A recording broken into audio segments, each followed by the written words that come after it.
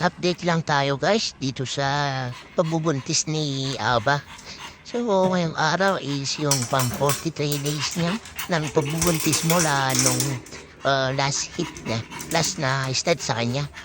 So yung last stage niya is August 12? Ay hindi, July 12 pala.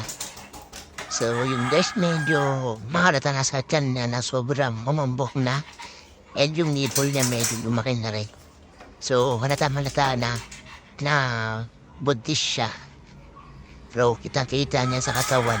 Tsaka dun sa tiyan niya na medyo umumbok yung kanyang tiyan. So, yan. Tapos natin kitang-kita ngayon. Ayan. So, kita sa nipple niya na medyo buhay na buhay yung mga nipples niya. Yun lang guys. So, thank you for watching. Dito na lang.